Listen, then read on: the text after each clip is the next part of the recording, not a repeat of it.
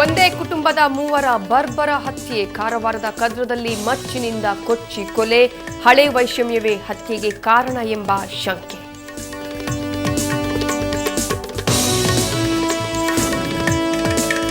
Silicon ಸಿಟಿಯಲ್ಲಿ ಮತ್ತೊಮ್ಮೆ ATM ದರೋಡೆಗೆ ಯತ್ನ. ದುಷ್ಕರ್ಮಿಗಳಿಂದ ಸೆಕ್ಯೂರಿಟಿ ಗಾರ್ಡ್ ಮೇಲೆ ಮಾರಣಾಂತಿಕ ಹಲ್ಲೆ.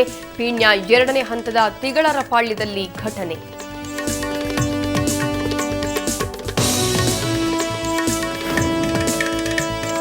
ನಲವತ್ತೊಂಬತ್ತು ದಿನಗಳ ಆಮ್ ಆದ್ಮಿ ಸರ್ಕಾರ ಪತನ. ಸಿಎಂ ಸ್ಥಾನಕ್ಕೆ ಅರವಿಂದ್ ಕೇಜ್ರಿವಾಲ್ ಪದತ್ಯಾಗ. ಲೆಫ್ಟಿನೆಂಟ್ ಗವರ್ನರ್ಗೆ ರಾಜೀನಾಮೆ ಪತ್ರ ರವಾನೆ.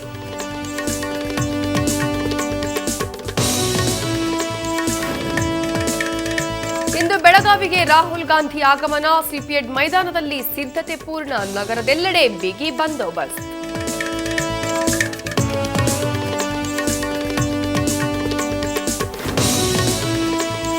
ಬಂಗಾರವನ್ನ ಹೊಲದಲ್ಲಿ ಹೂತಿಟ್ಟಿದ್ದಾರಂತೆ ಜನಾರ್ದನ ರೆಡ್ಡಿ.